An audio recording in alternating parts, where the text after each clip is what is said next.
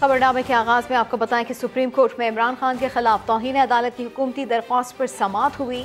इमरान खान को नोटिस जारी करने की इस्तदा फिल वक्त मुस्तरद कर दी गई। लॉन्ग मार्च रोकने का पेशगी हुक्म देने की इस्तदा भी मुस्तरद कर दी गई है। अदालत का कहना है कि पहले इदारों की रिपोर्ट्स का जायजा लेंगे। अटॉर्नी जनरल को हसास इदारों की रिपोर्ट्स पब्लिक करने से रोक दिया गया है, जबकि चीफ जस्टिस उमर अता बंदियाल ने कहा है कि हुकूमत इस्लामाबाद के किसी हिस्से को महफूज बनाना चाहती है तो आज़ाद है। शहरियों के हुकूक पामाल ना होने देना हुकूमत का काम है। अभी तो कोई सड़कों पर नहीं, लेकिन अदालती मुदाखलत सिर्फ कानून की खिलाफ वर्जी पर ही होगी। साथ ही आपको बताएं कि अदालत किसी सियासी काम में नहीं पड़ेगी, ऐसा भी कहा गया है। अहम खबर से आपको आगाह कर रहे हैं, सुप्रीम कोर्ट में इमरान खान के खिलाफ तौहीन अदालत की हुकूमती दरख्वास्त पर समाअत हुई है। इमरान खान को नोटिस जारी करने की इस्तदा फिल वक्त मुस्तरद कर दी गई है, जबकि लॉन्ग मार्च के हवाले से आपको बताएं कि उसे रोकने का पेशी हुक्म भी मुस्तरद अभी किया गया है। इसकी इस्तदा को भी मुस्तरद किया गया है। अदालत की जानिब से ये कहा गया है कि पहले इदारों की रिपोर्ट्स का जायजा लिया जाएगा। अटॉर्नी जनरल को हसास इदारों की रिपोर्ट्स पब्लिक करने से भी रोक दिया गया। चीफ जस्टिस की जानिब से ये कहा गया कि हुकूमत इस्लामाबाद के किसी हिस्से को महफूज बनाने में आज़ाद है। शहरियों के हुकूक पामाल ना होने देना हुकूमत का काम है। चीफ जस्टिस की जानिब से ये भी कहा गया कि अदालती मुदाखलत सिर्फ कानून की खिलाफ वर्जी पर ही होगी। अभी तो कोई सड़कों पर नहीं, किसी सियासी काम में नहीं पड़ेंगे।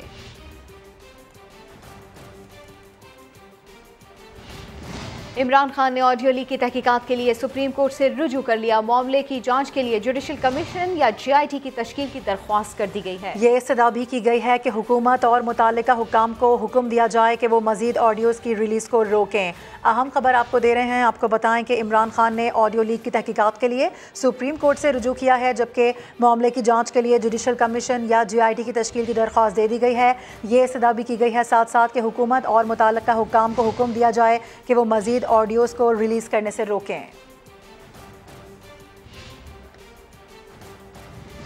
आगे बढ़ते हुए आपको बताएं कि वज़ीर आज़म शहबाज शरीफ की ज़ेर सदारत national flood response and coordination centre का जायजा इजलास हुआ। सैलाबज़दा इलाकों में रिलीफ, रेस्क्यू और बहाली के इक़दाम का जायजा लिया गया। वज़ीर आज़म शहबाज शरीफ ने कहा कि सैलाब के दौरान सियासत से मुल्क को बहुत नुकसान हुआ। पंजाब और खैबर पख्तूनख्वा हुकूमत गंदम के बीज नहीं लेना चाहती तो कौम को कन्फ्यूज ना करे। हमें पॉलिटिक्स सियासत से परहेज करना चाहिए। पाकिस्तान साझा है सबका, ये हम सबका साझा मुल्क है, मुश्तरका मुल्क है, और ये वफाक है। वफाक इन इकाइयों से बनती है, तो उसमें we are above our personal likes and dislikes and personal political likes and dislikes. इसमें कोई सियासत नहीं है। मिलकर ये प्लान बनाया सूबों के साथ कि जी 50-50 बेसिस पे हम इसको तकसीम करेंगे ये बीज को, और बहुत अच्छी क्वालिटी का NDA में बीज प्रोक्योर कर रहा है। सूबा सिंध ने फौरी तौर पर उन्होंने हामी भरी। सूबा बलूचिस्तान ने भी अपना मॉडल बना दिया। KP ने और उन्होंने पंजाब ने गुजारिश और दरख्वास्त के बावजूद भी उन्होंने कहा कि हमें नहीं चाहिए। आप नहीं चाहते तो ये आपका अपना फैसला है, then kindly don't trust it, वरना ये कौम को हम कंफ्यूज करेंगे तो बहुत नुकसान होगा। कहा जा रहा है जी कि फेडरल गवर्नमेंट इंपोर्ट की इजाज़त दे रही private sector. I will not allow this. Private sector क्यों अलाउ करूँ मैं? Why should I allow private sector at this point in time? But I will not allow private sector to make fat profits and then use Pakistan foreign exchange and then sell it to the consumer. This will not happen and this shall not happen. आपको update करेंगे, पंजाब ने वफाक से 10 lakh matric ton गंदम की फराहमी का मुतालबा कर दिया है। 3 लाख टन गंदम फौरी तौर पर मांग ली गई है। वज़ीर आला पंजाब चौधरी परवेज़ इलाही ने वज़ीर आज़म शहबाज शरीफ को ख़त लिख दिया है, जिसमें उनकी जानिब से ये कहा गया है कि पंजाब को 10 लाख मैट्रिक टन गंदम की फौरी ज़रूरत है। 3 लाख टन गंदम फौरी तौर पर दरकार है, जबकि बाकी 7 लाख मैट्रिक मरहला वार फराहम की जाए। ख़त में यह भी कहा गया है कि वजारत नेशनल फूड सिक्योरिटी और पास्को को ज़रूरी हिदायत जारी की जाएँ कि पंजाब में गंदम की फराहमी के लिए फौरी इक़दाम किए जाएं। इस्लामाबाद हाई कोर्ट ने PTI ममनुआ फंडिंग पर फॉरेन एक्सचेंज एक्ट के तहत दर्ज मुकदमे का अदालती दायरा इख्तियार तय कर दिया। इमरान खान और दीगर के खिलाफ केस बैंकिंग कोर्ट में सुना जाएगा। अदालत ने शरीक मुल्ज़िमान तारिक शफी और फैसल मकबूल को 5 रोज़ में शामिल तफ्तीश होने का हुक्म दे दिया। सुहेल रशीद की रिपोर्ट। इमरान खान और उनके साथियों के खिलाफ फॉरेन एक्सचेंज एक्ट के तहत केस की समाअत बैंकिंग कोर्ट में होगी। इस्लामाबाद हाई कोर्ट के जस्टिस मोहसिन अख्तर कियानी ने दायरा इख्तियार का तयन कर दिया। चेयरमैन PTI के शरीक मुल्जिम तारिक शफी के वकील ने दलाइल में कहा केस में आयद इल्जामात और दफात बैंकिंग कोर्ट की बनती हैं। एडिशनल अटॉर्नी जनरल ने मौक़िफ़ अपनाया, इस केस में फॉरेन एक्सचेंज एक्ट का मामला भी है जो अलग अदालत देखती है। इमरान खान की जमानत स्पेशल जज सेंट्रल की अदालत से हुई है। इस पर जस्टिस मोहसिन अख्तर कियानी बोले, जमानत स्पेशल जज सेंट्रल से इसलिए हुई क्योंकि बैंकिंग कोर्ट का जज नहीं था। अदालत ने फरीकैन के दलाइल सुनने के बाद इमरान खान के शरीक मुल्जिमान तारिक शफी और फैसल मकबूल की हिफाजती जमानत में 2 हफ्तों की तौसीह कर दी और हुक्म दिया कि मुल्जिमान शामिल तफ्तीश हो जाएं और जमानत के लिए बैंकिंग कोर्ट से रजू करें। अहम खबर आपको देंगे। चीफ इलेक्शन कमिश्नर ने इमरान खान के कौमी असम्बली का रुकन होते हुए मजीद 7 हल्कों से ज़िमनी इलेक्शन लड़ने पर सवाल उठा दिया है। उन्होंने कहा कि PTI अपने 150 अरकान के इस्तीफे ले आए, अभी कबूल कर लेते हैं। इलेक्शन कमीशन ने इमरान खान के खिलाफ इंतखाबी ज़ाब्ता अखलाक की खिलाफ वर्जी के केस में फैसला महफूज कर लिया है जो सही वक्त पर सुनाया जाएगा। इस्लामाबाद से रिपोर्ट करेंगे जुल्करनैन इकबाल। इलेक्शन कमीशन में समाअत तो PTI चेयरमैन पर ज़ाब्ता इखलाक की खिलाफ वर्जी के मुकदमे की थी, मगर बात इमरान खान के 7 हल्कों से इलेक्शन लड़ने और PTI के इज्तिमाई इस्तीफों तक जा पहुंची।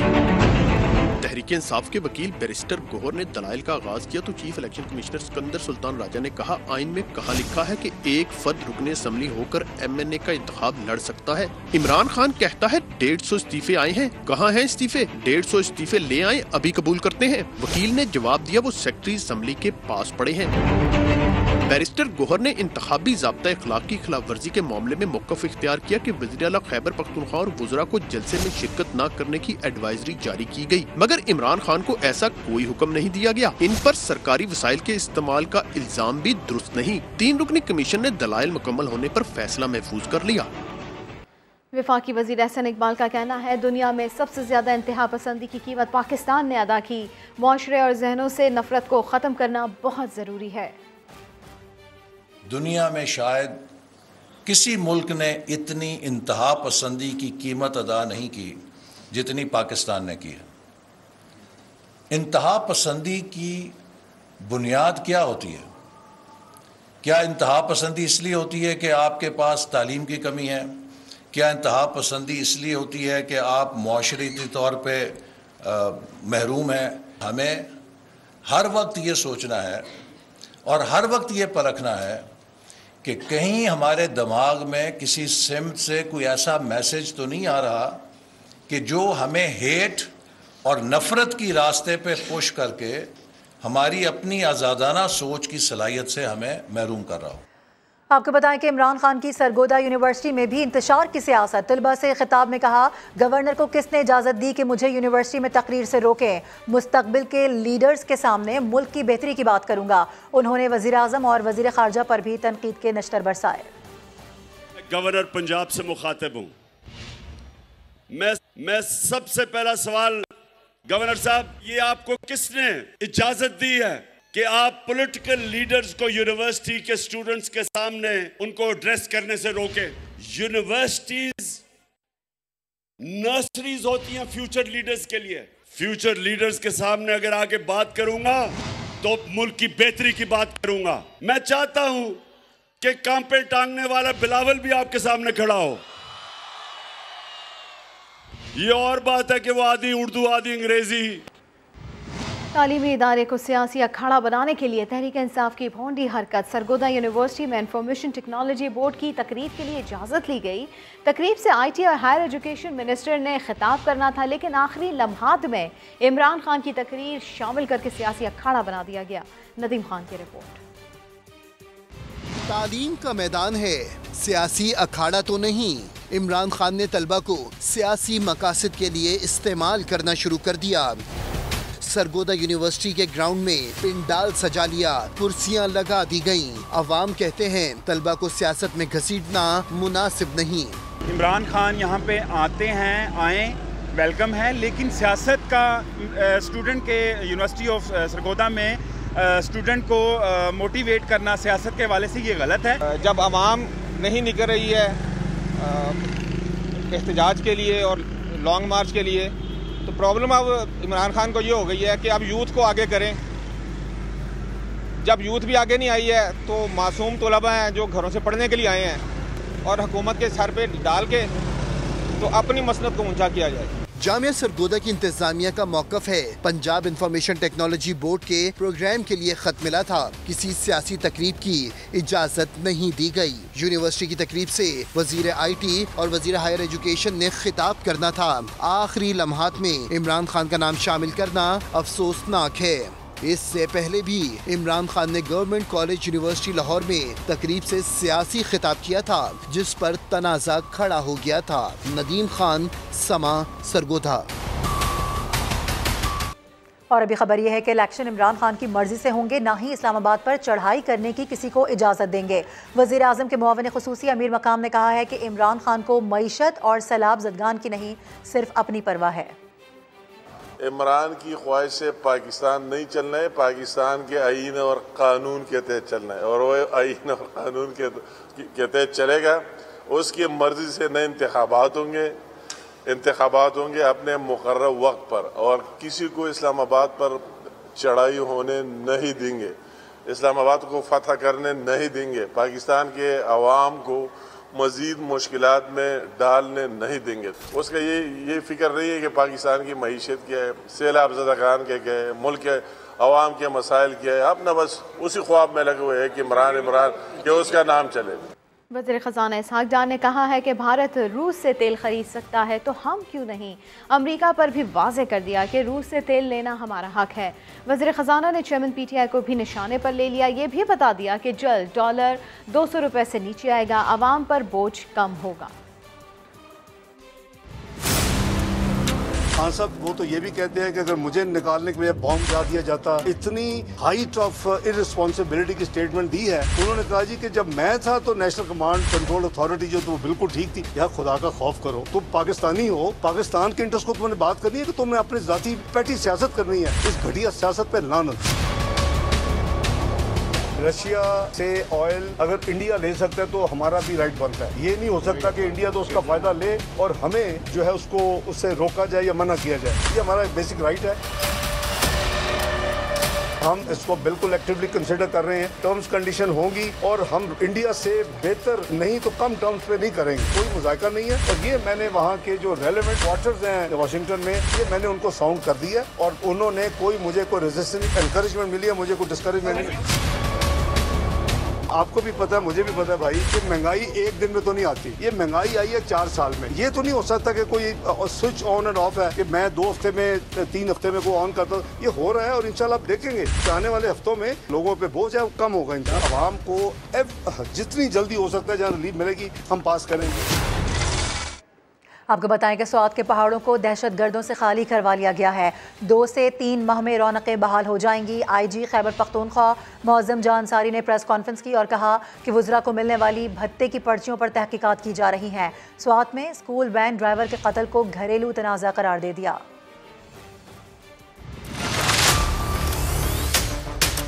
गुलबाग के इलाके में ये दहशतगर्दी का वाक़या नहीं है, ये ज़ाती दुश्मनी गैरत के ऊपर मामला हुआ है। कातिल है, मकतूल है, तमाम रिश्तेदार हैं।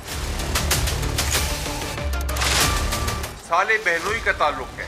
उसी दिन उसी वक्त लोअर डील में भी एक स्कूल वैन, उनके ऊपर भी फायरिंग। तो ऐसे लगा जैसे ये कोऑर्डिनेटेड एक दहशतगर्दी की एक्सरसाइज है। 2 ग्रुपों का आपस में तनाज़ा था। बच्चों की स्कूल वैन उस रॉन्ग टाइम पे, उस गलत जगह पे एक इत्तेफाक हुआ आ गई। वाक़ये के बाद एक दहशत की फजा तारी हो जाती है। मुजाहरे भी हुए। सियासी पार्टीज के जो लीडर हैं उन्होंने भी लीड किया। मैं ब्लेम नहीं करता हूँ स्वात के अवाम को। स्वात के अवाम ने बड़ी मुश्किलात देखी हैं। मिलिटेंसी में एहसास अदम तहफ़्फ़ुज़ में इजाफा हुआ। I agree. अफगानिस्तान की सूरत हाल 15 अगस्त 2021 के बाद खित्ते में चेंजेस आई हैं। जो militancy Taliban as such Swat के अंदर या स्वात के इर्द गिर्द किसी माउंटेन टॉप्स में मौजूद नहीं है। अगले 2 से 3 महीने के अंदर आप देखेंगे स्वात की सरगर्मियां स्वात के अंदर टूरिज्म वापस उसी तरह से बहाल होगा। हम यहाँ एक विंटर फेस्टिवल करेंगे, हम एक स्नो फेस्टिवल करेंगे और तमाम पाकिस्तान की आवाम को इंशाल्लाह हम खुद दावत देंगे। और कराची में नशे में धुत डाकू लूट मार के दौरान शहरियों को कत्ल कर रहे हैं। एसएसपी इन्वेस्टिगेशन अल्ताफ हुसैन के मुताबिक बेगुनाह लोगों के कत्ल की वजह लुटेरों में पकड़े जाने का खौफ भी है। मुल्जिमान असलहा लोड रखते हैं और जान लेने में बिल्कुल देर नहीं लगाते। रिपोर्ट करेंगे शाहनवाज अली कादरी। कराची में रवा बस डाकू 81 जाने ले चुके हैं। डकैती के दौरान कत्ल की वारदातों में इजाफा आखिर क्यों हो रहा है? एसएसपी इन्वेस्टिगेशन अल्ताफ हुसैन ने स्ट्रीट क्राइम्स के दौरान शहरियों की कत्ल की वजह डाकुओं में नशे के बढ़ते हुए इस्तेमाल को करार दिया है। दौरान डकैती मर्डर के मुल्जिमान गिरफ्तार किए हैं, उनको इंटरव्यू किया है, उनको हमने इंटरोगेट किया है, तो पता यही चला कि ये तमाम वो लोग हैं जो मंशियात के आदी हैं। ये निकलते ही नशा करके हैं और एक नशा भी नहीं करते, चर्स आइस 2-2 3-3 नशे करते हैं और जब लोग पकड़ लेते हैं तो फिर उनको मारते पीटते हैं और जब मारते पीटते हैं तो वही कहते हैं कि जी हम नशा इसलिए करके निकलते हैं कि हम पर असर ना हो उस मारपीट का। एसएसपी इन्वेस्टिगेशन के मुताबिक लुटेरे खुद भी खौफजदा होते हैं और इन्हें असले का इस्तेमाल भी नहीं आता है, जिसकी वजह से बेशतर वारदातों के दौरान गोली चल जाती है। ये ट्रेंड नहीं होते, इन्हें सिर्फ पिस्टल चलाना और रखना आता है। बाइकिया राइडर जिसको बेचारे को बेगुनाह मारा था तो उसमें भी वो उसको बट मारना चाह रहा था लेकिन उससे फायर हो गया और वो उसकी कनपट्टी पे लगा। इसी तरीके से जीशान का हुआ और एक और मर्डर है हमारे बहादुराबाद का, वहाँ भी इसी तरीके से हुआ है। कराची पुलिस ने डकैती मज़ामत पर कत्ल की वजह तो मालूम कर ली है, लेकिन स्ट्रीट क्राइम का जिन बोतल में बंद करने के बजाय शहरियों को वारदात के दौरान बदहवास न होने का मशवरा दे रहे हैं। पुलिस का दावा है कि शहर में स्ट्रीट क्राइम की ज़्यादातर वारदातें नशे की लत को पूरा करने के लिए की जाती हैं और शहर में इसकी रोकथाम के लिए पुलिस सिर्फ ज़बानी जमा खर्च करती नजर आती है। कैमरामैन निशान अली के साथ शाहनवाज अली कादरी, समा, कराची। लाहौर पुलिस के सरबराह अपना ओहदा बचाने में मसरूफ, जराइम पेशा अफराद को खुली छुट्टी। डकैतियों के दौरान बैंक सार्फिन से 70 करोड़ रुपए लूटे जा चुके हैं। रवा साल 9 माह में डकैती की 111 वारदातों ने पुलिस की कारकर्दगी पर सवालिया निशान लगा दिया है। जहांगीर खान की रिपोर्ट। बैंक के अमले को सेंसिटाइज किया गया कि कोई बंदा अगर बगैर किसी वजह के बैंक के अंदर बैठा है तो उसको चेक करें, मॉनिटर करें, पूछें कि क्यों बैठा है।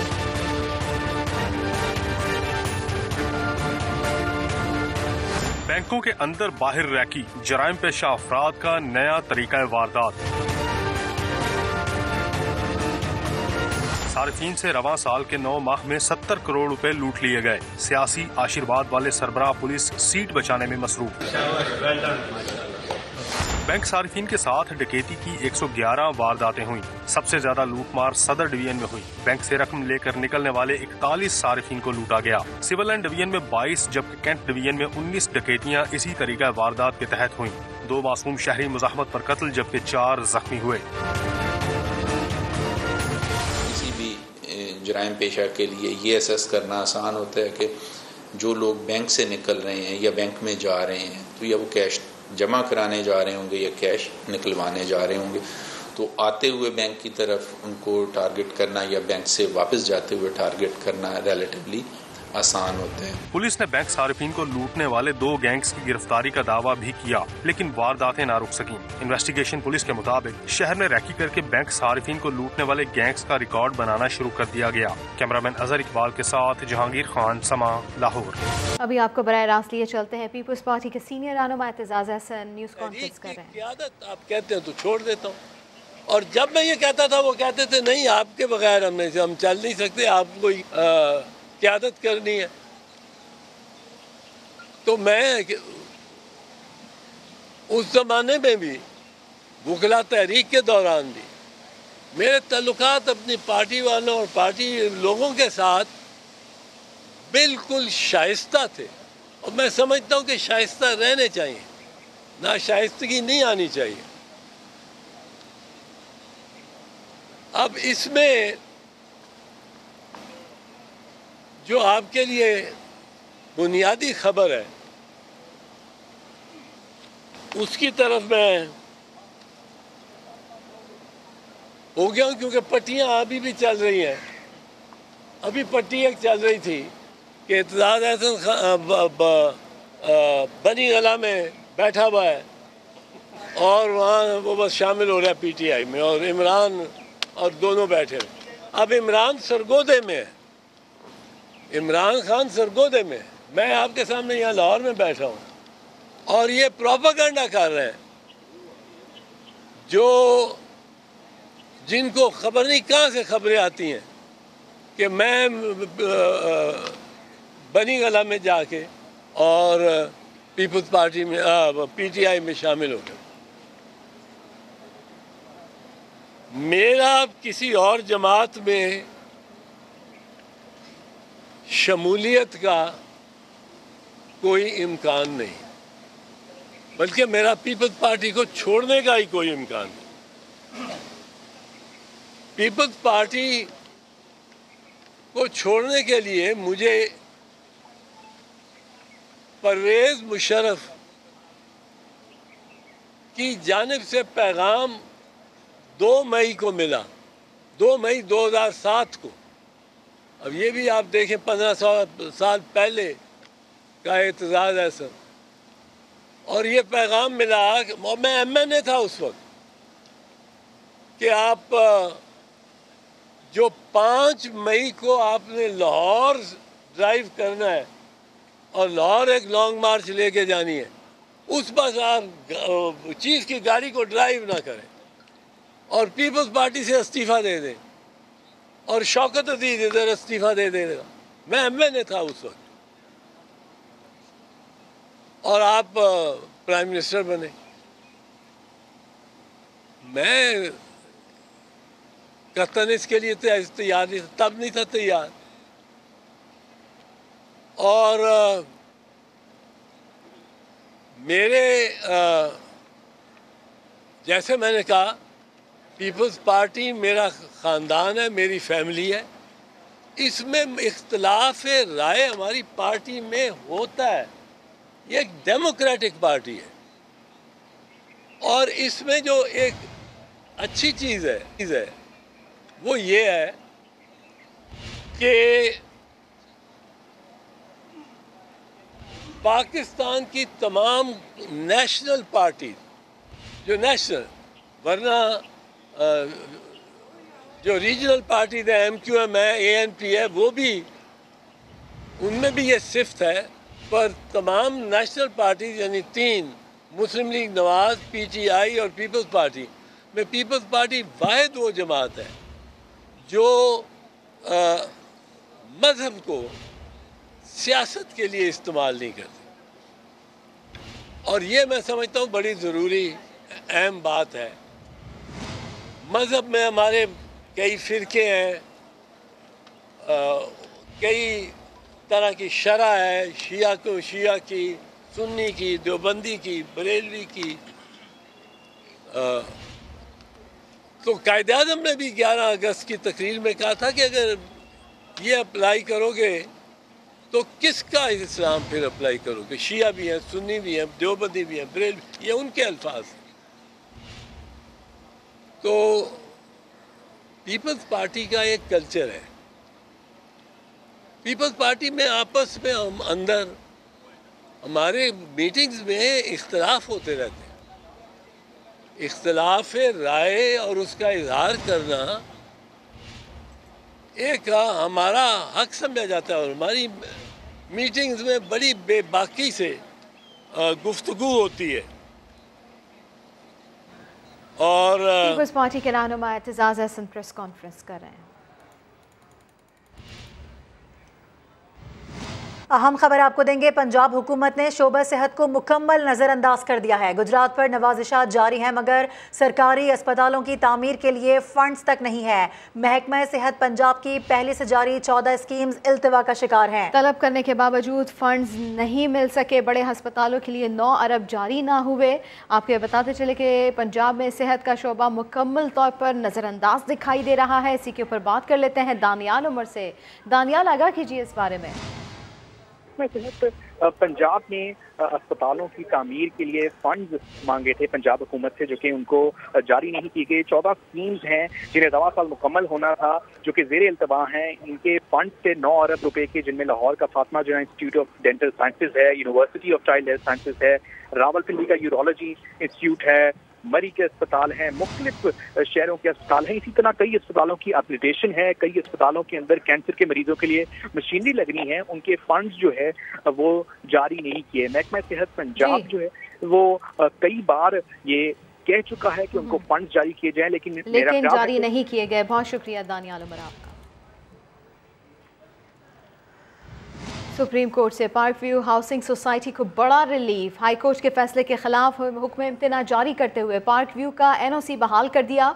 सोसाइटी इंतजामिया के खिलाफ इंदराज मुकदमे का फैसला भी मुअत्तल कर दिया। चीफ जस्टिस उमर अता बंदियाल की सरबराही में 3 रुकनी बेंच ने पार्क व्यू हाउसिंग सोसाइटी के हक में फैसला दे दिया है। अदालत ने सोसाइटी का NOC बहाल करते हुए CDA को पार्क व्यू के खिलाफ किसी भी किस्म की कार्रवाई से रोक दिया है। अदालत ने पार्क व्यू के NOC की मनसूखी और इंदराज मुकदमा के फैसले मुअत्तल करते हुए मामला चेयरमैन CDA को भिजवा दिया है और हिदायत की है कि वो ज़मीनी हक़ाइक़ का जायज़ा लेकर रिपोर्ट पेश करें। केस की समाअत 1 माह के लिए मुलतवी कर दी गई। और बाला इलाकों में मौसम सरमा की पहली बर्फबारी ने पहाड़ों और सरसब्ज वादियों को सेहरंगेज बना दिया। मौसम ने ली अंगड़ाई, बलाई इलाकों में सर्दी आई, बर्फबारी ने खून जमाना शुरू कर दिया। बारिश और यकबस्ता हवाएं भी कुल्फी जमा रही हैं। आजाद कश्मीर की वादी नीलम में मौसम सरमा की पहली बर्फबारी हुई। ग्रेस, अड़ंखेल और शुनहड़ में रुई के गालों ने बरसते ही नजारों को मजीद हसीन बना दिया।